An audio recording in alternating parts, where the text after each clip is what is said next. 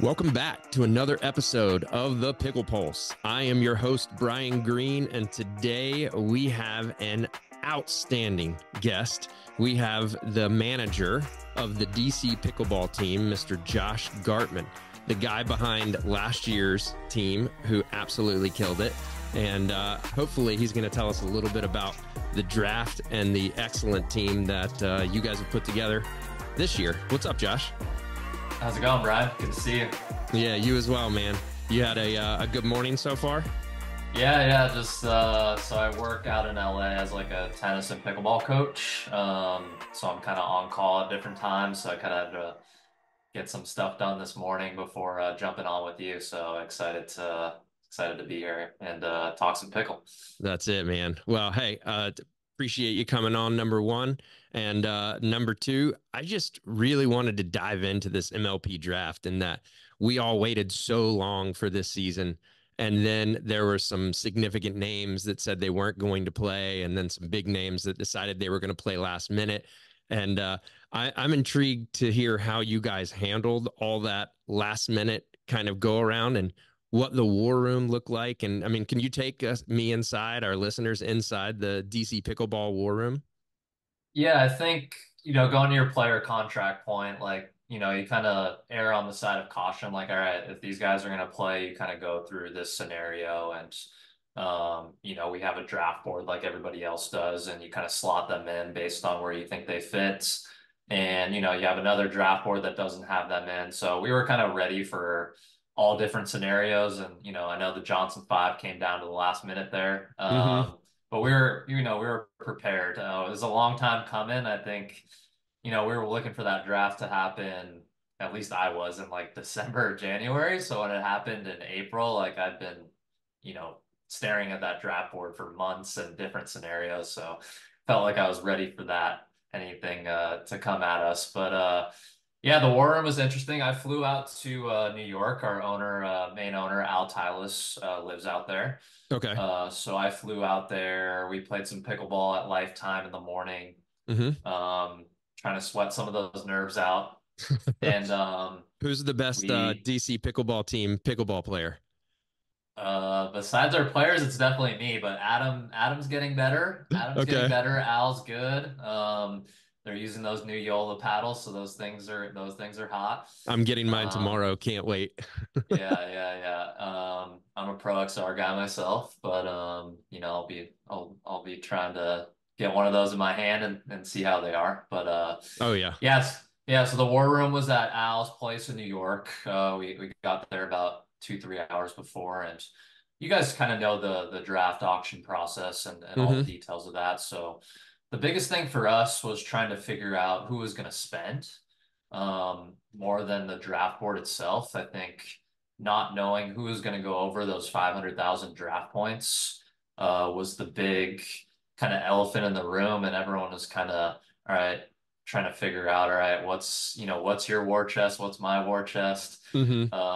And But we were set how up. much each team is willing to spend per se, right? Exactly. I think we probably projected out maybe a little bit too low. We were kind of looking, all right, maybe 7 to 9 teams will spend, and I think it ended up being, 10 used their full allotment. I think, Dallas maybe went to close to 900, and then Utah Mm-hmm. obviously spent what they spent. Um, but yeah, our war room was interesting. We had our coach Kyle McKenzie was, I believe, in North Carolina. He's Tyson McGuffin's full-time coach, so he's Oh, traveling with very him. familiar with K-Mac. Yeah, so we had him on the Zoom and dialed in for about 6 hours, staring at our faces, and Mm-hmm. we had me, Al, and Adam there live. Adam was handling the auction controls. Al and I were kind of going through all right, this team spent this much, like, what are they going to try to do in rounds 2 and 3, and who do we think they're going to take there, and trying to pick when we're going to take our shots to take, the players that we wanted. Mm-hmm. How So we did were you kind guys of, go yeah, about, go ahead. sorry to cut you off, Josh. How did you guys go about researching your premier players? And why I ask that is because if you're a challenger, I think it would be much more difficult with the premier guys. There's so much tape out there on everyone. that you can go watch it. Did you use any stats or any like behind the scenes kind of statistician per se? No, not really. I think, we built a draft board in season two of last year in 2023 and feel like we had a good feel for, the board itself. And, obviously with Premier, like, everyone knows kind of the most part who the top 50 guys are. Hmm. Um, so we trying to project out like what those guys and girls are going to be too, because obviously we're on 3-year contracts. So the draft board may look a little bit different if you're creating it for a 6-month season versus a 3-year season. Okay. We get to obviously keep 2 of our players for 3 years. We get to keep one of our players for 2 years, and then we have to drop one of our players after this season. Hmm. So Which I trying really to liked. go. I thought that was smart of MLP to do. Yeah, yeah, it's creating, a league per se, a lot of these, NBA, NFL, you have what makes those leagues so exciting outside of the product is, the drafts and free agency and, it creates a lot of storylines. And I think MLP is trying to really like follow that model in a way. Hmm. So yeah, I thought it was, it's a good start. It's a good jump off point, kind of moving forward. I like it. So when Seattle decides to drop 840,000 on Ben Johns, was that an expected number? Did you think it was going to be higher? Because I've heard both takes. Yeah, I was on the, Facebook message boards and, Twitter and, some Discord stuff and just kind of trying to see like what people think people are going to go for and where people are going to be slotted just to get a sense of what the market kind of felt, about certain players. And everyone I felt like was saying 970 for Ben. Yeah. Like that's going to be the number. So I, going in, I'm like, all right, there's going to be a bit off between like two teams and we're kind of weren't in that per se, but yeah, we thought it was going to go higher. So seeing Ben go for that much was a little bit surprising, but not too much. Yeah, well, me being a fan, I was actually really excited you guys didn't decide to go all in on one player and then just try to construct a team outside of it. I like the idea of having a well-rounded team and having some quality veterans that you can stick with versus hoping that one guy can be the best for the next 3 years. Yeah, I think our experience last season, and obviously Chicago won the super final. But yeah, I think they in Atlanta they made the semis and Dallas they missed the playoffs. And Hmm. Ben is obviously Ben. He's the best player in the world by a large margin, and can certainly carry a team. But we wanted to be a little bit more well-rounded, so we wanted to keep a lot of our war chest for the later rounds to build out a well-rounded roster. And when you go after Ben, you're going all in on one player and. I'm not going to say that's the wrong strategy. We'll see how it plays out for this year and next year and kind of moving forward. But we felt with us in Orlando last year, we were the most well balanced rosters across the board. Hmm. Um, a lot of alphas and super well balanced, and we were trying to follow that model again. It really worked for us. We really liked the team that we had. So we were trying to build something similar for this season. No, I like it. And I if you've watched my MLP draft that I dropped a couple of weeks ago, I am I'm very skeptical of Ben's team. Not so much because of him, but just because it puts so much weight on his shoulders. And Colin hasn't proven at all that he can play mixed. And so, yes, they've got 2 games kind of locked, but are they going to just be going to Dream Breakers nonstop? That's what I'm thinking.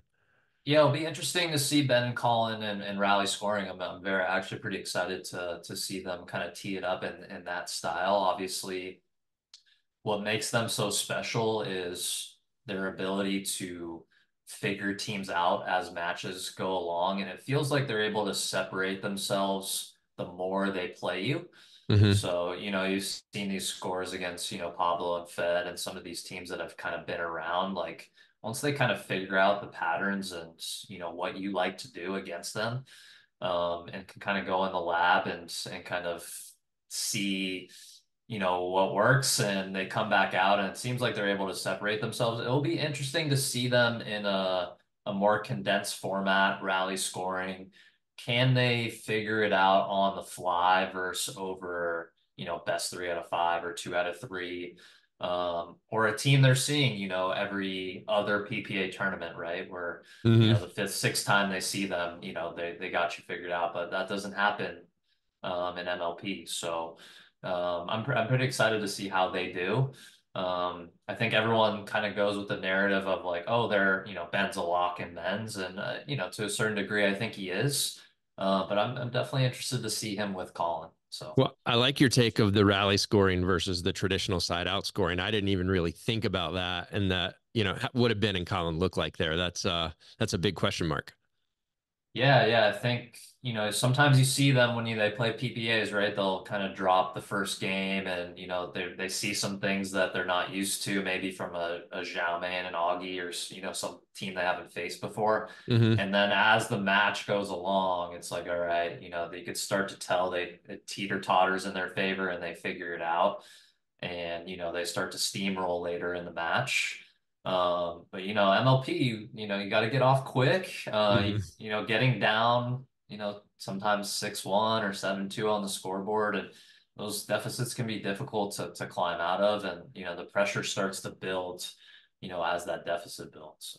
No, I like it. I like it. People get loud. It's hype, and Yeah. I hear the nerves are a lot extra for the pros, which is kind of cool to hear that they still care enough to get super nervous before the matches. Yeah, absolutely. I think Atlanta was my second MLP live, but my first one with DC. Hmm. And that's the event we kind of shipped out the Kennesaw State students that I hope we were able to get back here in like 3 weeks. Yes. But they packed the stands, and they had the cowbells and I forgot what the horns are called. It's slipping my mind. But they Yes. were they were rocking for us the whole time, and it really made the atmosphere feel like what college sports are. And I love college basketball. It's one of my favorite sports. Go Arizona Wildcats. And Hmm. it really created that atmosphere. And I was down on the sideline. I'm like, man, this is pretty special. And I hope as MLP grows, and fans come into the sport and get more kind of dialed into teams, and teams they want to root for. We're hoping to get, larger fan groups at these events, because I believe like everyone's got to experience an MLP live. Like it's just so special. Well, just know that the DC stop is going to have stands full. I've already got a group of like 30 plus people. They're all going to be wearing the Pickle Pulse shirts, and we're going to be getting super loud Let's because go. I think just any way to separate us from tennis and create a fun environment is just going to be awesome. So that's awesome. Absolutely. Yeah, Well, talk as much as you want during the point. the other thing that I was intrigued by is when you go into this draft, I've heard lots of arguments versus taking male, female, male, male, female, female. Did you guys have in your brain that you were going to go male, female before you got in, or did that just happen? Yeah, I think we had a strat, like, there's a couple females that have obviously, been at the top of the game, and separated themselves. So we didn't want to take ourselves out of any conversation. So we're going in with an open mind. Um, Obviously Orlando has been able to build around Anna Bright, and have a really good team last season. So I don't think it's out of the question that you can build around a female and still be successful. I think the safer route is kind of, getting that dominant male, and that's kind of been the formula that's worked a little bit more than the female first. So we may have been leaning a little bit that direction, but we had our eyes set. We felt like going in, like there are about 7 or 8 players at the top of our board that we could really build around. And obviously one of those guys was James Ignatowicz, and we were able to get him at 8, and we were super pumped about that. And so we think super highly of James and his game, and where his game is going to go, Hmm. in the next year, 2, 3 years. So to get him at that slot, we're super excited. Yeah, I was pumped for you guys too. Not to mention his marketability. The guy is hilarious. He's got tons of energy. He's a fun guy. Like if there were, if someone said, "Hey, pick a foursome out of the pros," he would be one of my guys because I feel like he would nasty Nelson and body bag and laugh at you the whole time. And those are guys I like to play with. Yeah, yeah, those are easy guys to get along with, like easy guys to like, it's, you don't have to worry about people getting along with James. So that was a nice kind of factor for drafting him. And, I think when you're getting these top players, like, it's kind of apples to oranges. They're all so good and bring some different things. The biggest thing we thought super highly of James about is how he kind of thinks about the game and, how he thinks about his own game and how hard he trains. And I think we saw that with Riley for us last season. Like Riley was a super like underrated like strategist for us, like on court kind of leader, like seeing things kind of before they happened and him and Kyle putting their heads together to make some adjustments that won us some matches. I don't think a lot of people caught on to the Atlanta semifinal against Miami. Riley was playing left side for us, obviously, for most of the tournament, but that one match, he actually played the right and we put Christian on the left. Hmm. And a lot of that was Riley and Kyle kind of coming together and believing that, Riley's backhand speed up in the middle could really, do some damage to Tyson on the right, whether that was him coming in off drops or able to do some damage at the kitchen line when everyone's established. Um, and coming up with that game plan may have kind of scooted that match in our favor. I know we ended up winning women's, but that's a team we didn't want to face in a dream breaker with Fed, Tyson, and Tyra. That might have been Yeah. curtains for us. So we were set on getting that 2-0 gender lead. And um, that was our big takeaway with Riley is obviously everyone sees what Riley does on the court, but Riley behind the scenes and strategy wise and being a good teammate and really taking Christian under his wing. We wanted a guy kind of like that in season two. And from our talks with James, like we kind of felt like he thinks in a similar way about the game. So having a guy that not only has that physical ability, but the mental side of it too, um, you know, we felt like we hit a home run in that spot. No, that's a really cool hot take because I've never heard anyone talk about Riley as a strategist. But I think that's because it's either you love the guy or you hate him because he's so enigmatic in one way or another. He- Yeah, uh, yeah, yeah. but that is cool to hear. But he's been playing the game a long time, so it does make sense. Yeah, I think on court, and I think, some people need it. I think Riley's one of those guys that needs it. Like he needs to flip the switch and kind of get going by barking and chirping. Like it's just a way for him to get himself going. But the guy couldn't be nicer, like behind the scenes and just, easy to hang out with. So, not everything you see on the court sometimes is not always what it appears to be. Yeah, I believe that. Well, that leads me to my next question, which is we have two dominant alpha males who play left most of the time. And so when we're playing men's this season, what is that going to look like? Is it going to be, you know, who decides to play left? And then I guess if you have two guys that are so good at left, if things are going wrong, you can change that in the middle of the match, right? Yeah, yeah. So I think, we saw a little bit last season, right? Like O'Reilly played a lot of left for us, but he had the versatility to play the right and gave some teams some different looks. And, when matches weren't going in our favor, we made that switch sometimes. It flipped the match. It did for us against Bay Area and Dallas. We got down like pretty big in that men's match and flipped sides and it ended up kind of turning that match around for us. So both guys being able to play different sides gives us a lot of versatility and Deckel actually played a really good right side for Arizona last season and I believe him and Julian went undefeated in Atlanta. I think they went 5-0 and they were a dream breaker away from playing us in the final. I wish it would have been them Hmm. looking back on it, but yeah, Deckel proved he can, play that beta role. And, I know he plays a lot of left side right now and PPAs, but I think he has shown the ability that can do both. So, it's a men's team we're really excited about. I think, it's going to make a lot of teams uncomfortable, and it's not a very like team that's going to play a ton of structured points all the time. It's going to keep you off balance with the drives and the serves, Hmm. the ability to speed up and clean up, and the length they present at the kitchen. And I think to beat these teams like, Ben and Colin and, J Dub and Augie that are a little bit more traditional, like left side, right side, you kind of need a team that's going to take some risks and do some uncalculated things Hmm. and catch you off guard. So, trying to build around James, we're trying to bring someone in that was dynamic, and can do some different things, and Deck will kind of check those boxes for us. Yeah, you nailed it, man. And the other thing that I think most people don't think about, or maybe they don't even know about, is his relationship with Ben and Eula. And he has spent a ton of times with the Johns brothers and knows how to beat those guys. It's the execution part that I guess he's still working on.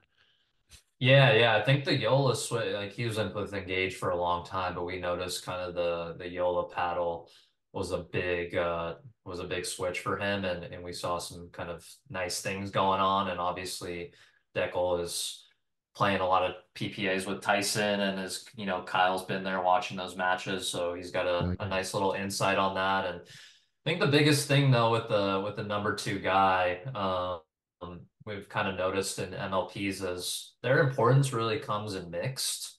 Christian, had some of his ups and downs as he was getting used to the rights and men's, and but where he really shined was mixed. And we kind of looked at a little bit of data from last season. Every team that won the title in season two had a mixed number two team that absolutely dominated. I think Zane and Rachel in Atlanta went 4-1. Christian and Jackie went undefeated in Dallas. We won the title. And then Eric, obviously the Eric Lang show in San Clemente where he pulls Chicago, out of some holes, and they win the super final because he keeps them alive in two That was matches. And the craziest thing. I've never seen Ben quit, but it looked like he quit in that match. Like he was hanging his head, he was moping around, and is just like, but Lang held on and pulled him out somehow. It was very cool. yeah, it was tough. Like the energy so the PPA or the MLP San Clemente was on the back of the PPA finals, which was super kind of grueling. And the San Clemente event was happening kind of like early in the morning. Like you could kind of tell the vibe was a little bit dead. Hmm. And it was just tough, like energy wise. You could see with the players to like keep that energy up. Like it'd been a long season, end of December. Um, so, I think it was tough on some. But yeah, Eric and Lacey going 3-0 is what won them the, super final. So we wanted a guy that not only, had the ability to like play some right side, but also like when you're out there in mix, like you got to be the alpha, you got to take over, like you got to, win those matches for us. And all these Deckel Tina results are obviously happening after the draft, which we're super excited about. He's Makes you look made like a back genius. makes yeah, yeah, we'll see how it all translates. Won't put the cart before the horse, but he's playing lights out right now, and obviously is only taken a couple losses to Ben, who doesn't lose in mixed. But yeah, that number two guy being able to get mixed wins, I think in MLP is super important. And if that number two guy can't, it puts a lot of pressure, on the other, women's and men's teams to really produce high level results. So Well, I appreciate that nugget very much, and that it backs everything I was feeling about Seattle, and that their second mixed team isn't quite as strong. So maybe my prediction will be right. I'm used to being wrong at this point. I predicted lots of silly things. uh, yeah, well, that's the exciting part about MLP is there's a lot of variance, and the best team doesn't always win. And so we'll see what happens this season. Yep. Well, let's talk a little bit about the ladies. So the ladies you guys picked up are Rohrbacher, who's proven that she can play at a very high level, and then the scrappiest of Miss Elise Jones. And how did you guys come up with those two ladies? Did it just fall that way in the draft, or again, were you kind of targeting in them?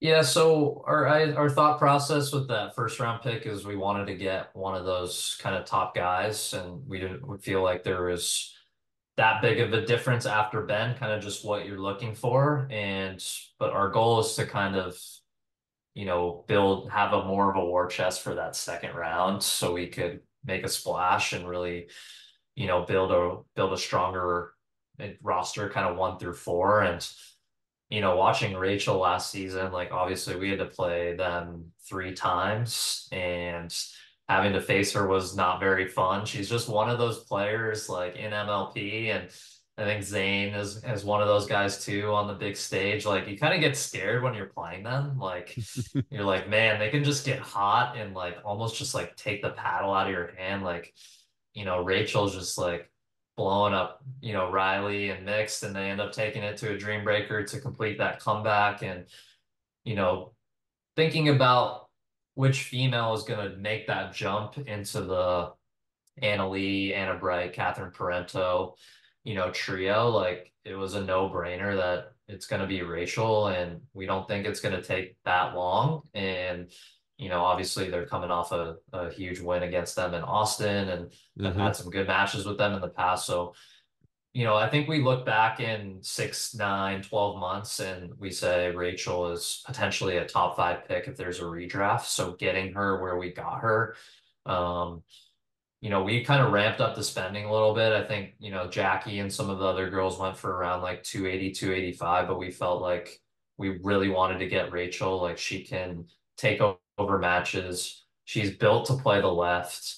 And, the closest thing to Anna Bright and James Ignatowicz is probably James Ignatowicz and Rachel Rohrbacher. So trying to create that type of mixed team that, when James is right is the number 2 mixed team in the world, like being able to get that combination together, we were stoked. So, Yeah. No, I um, was too. And her two-handed backhand counter in the middle is just ferocious, and she hits the ball so hard.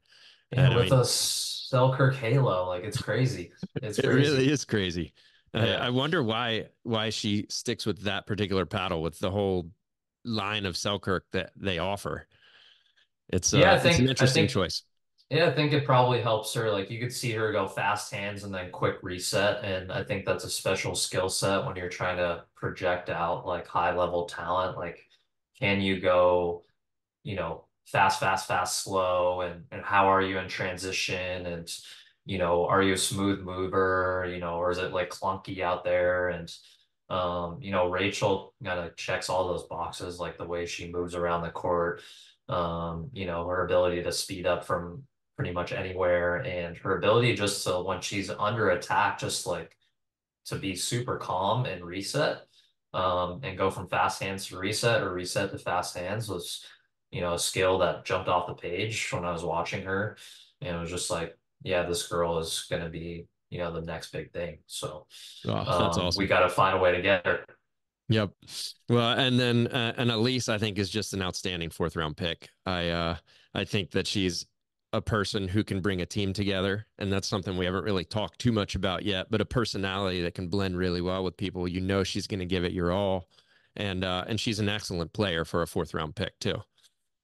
Yeah, I think like, every team needs like that beta, right? Like I think having 4 alphas is tough. And I think, James, we're building around James as that left side alpha, Rachel's attitude, mentality, and, what she brings is alpha. Deckel and Mix can, play alpha. He likes to take a bunch of court.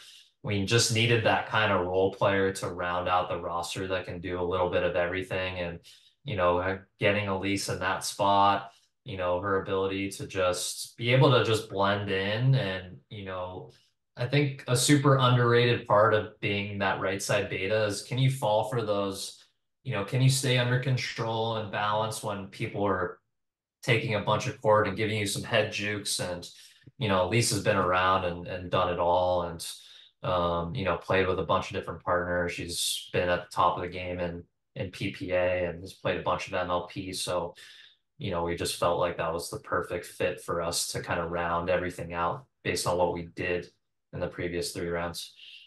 I like it, man. I like it. Oh, I know. This is totally off topic, but it just popped in my brain. AARP is you guys' big sponsor, correct? Correct. Yeah, they're the front of the jersey sponsor. They'll be back Okay. with us this season. Yep. Are they going to be right across the front again? Because as a guy who wants to buy a jersey, I don't get super excited about a right across the front. Little Yeah, beef that it's I have.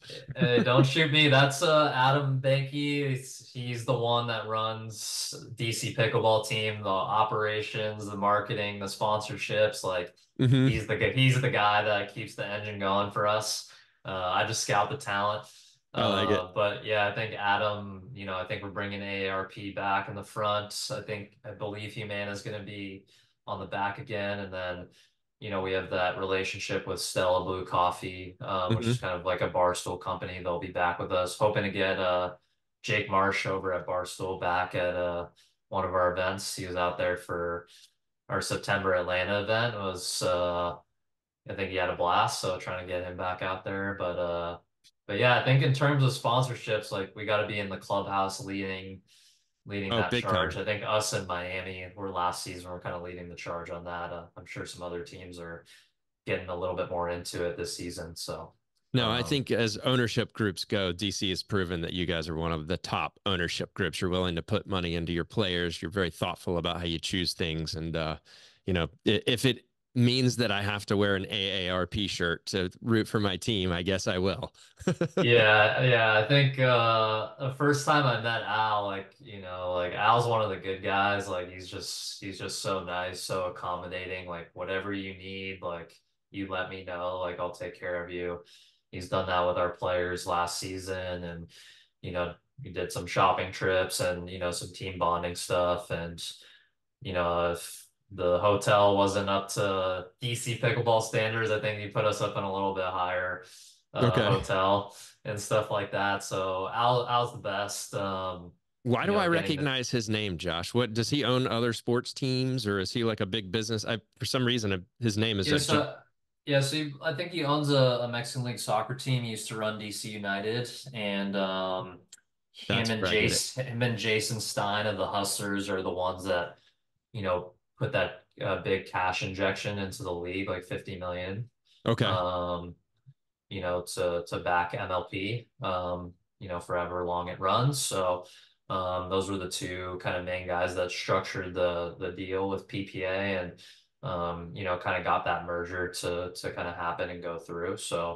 Um, He so is yeah, all that's in on probably where we pickleball. recognize it. Yeah, he Yeah, I loves love it, it. man. Like I think DC was part of one of the expansion teams, so their first season was at the beginning of their first event was at the beginning of 2023. I wasn't involved with the team back then, but I think from what I heard, like Al just like once he played it and was there live in Mesa, just like fell in love with it and was like, oh man, like how do I get more involved? Hmm. Just outside of just owning a team. So Ah, I love it, man. I love it. Well, before we kind of concluded things up, I feel like we've talked about the team and the draft, and I wanted to talk about the Atlanta MLP because they just released the schedule and who you guys are playing.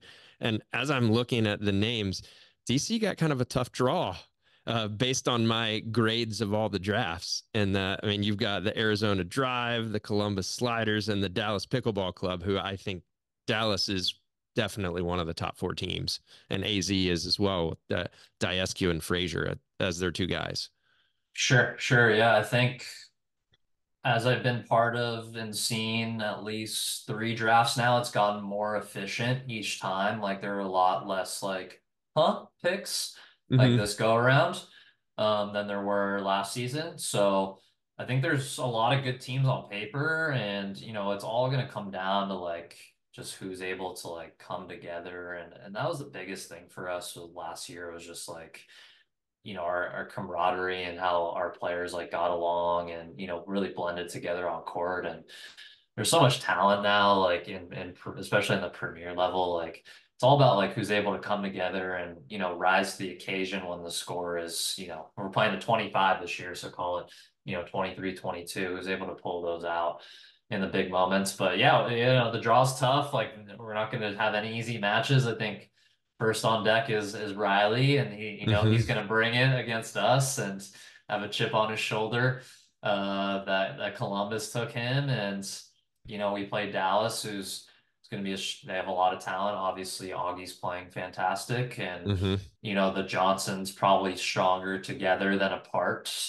And obviously Tyra with her kind of physical skill set, super impressive. So that'll be a tough team.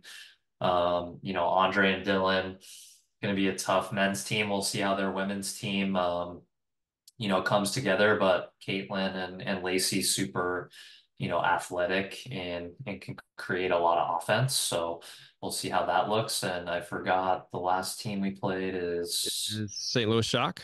St. Louis Shock. Yeah, so we'll get James versus Anna. So Yeah. we'll see we'll see how that one goes. Obviously, Hayden's playing super super well right now, and we'll see how that mix comes with Tardio. And obviously that men's team is super talented. I want to see how they handle the ups and downs. That team when they're up, I feel like is going to be super scary. But how do they kind of deal with some downplay that is natural that just happens in MLP? Can they, climb out of some holes? Um, I think the biggest thing we saw with a couple of our men's wins last year were Riley and Christian get down like 11-4, like, they're not, we're good playing a Hmm. 21, like they're able to like slowly work their way back. And, with some of the younger guys, that can be tough. They start trying to make too much happen and, the match completely gets away from you. So, um, and then, yeah, Oh, they have Kate Fahey, who I haven't seen play. And I saw the mixed doubles result in Austin with John Sokola. I think she got a couple premier level wins, but yeah, I'm assuming that was an Anna Bright driven pick, not St. Louis, but I don't know anything about that. yeah. But Well, yeah, it'll it's be Anna's either going to get all the credit or she's going to pay for that one because everyone seems to think that she was behind that one. But with the Rohrbecker pick of last year, I think she's given herself that opportunity to choose an outsider. yeah, I think Anna's made a lot of, even outside of MLP, like, I think she, with the Ranchers in 2022 advised Tim Klitsch to take on Ignatowicz when he was up and coming. Hmm. I think they had Austin Gridley back then, and they ended up winning Newport Beach, beat the LQK.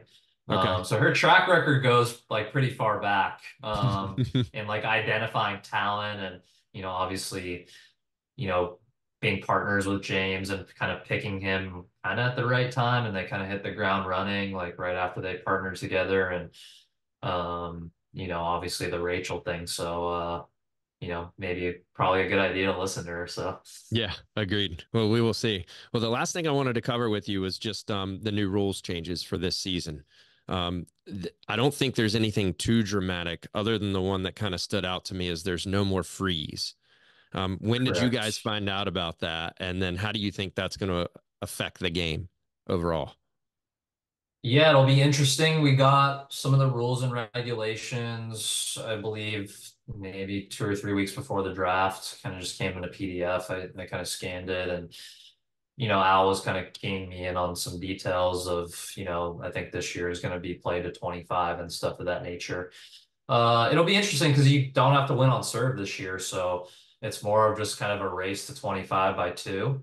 Hmm. Um, I think for the casual fan and just like if we're trying to get the sport to a place that's more consumable on TV and what am I watching? Like, is a fan really going to pick up like a free I know they had the initial freeze on like 18 and Hmm. um like some non-pickleball fans that maybe are scrolling across it like are wondering like why their score is not going up with the freeze from last season. So now I think it's just more digestible. Like, all right, 25 by two, it's just easier to present to the casual fan. And, I like it. I think, extending the game out and doing that will, it leads to a little less variance. I think Hmm. MLP is trying to find that balance, right, between what is too much variance and what is not enough variance that gets too boring.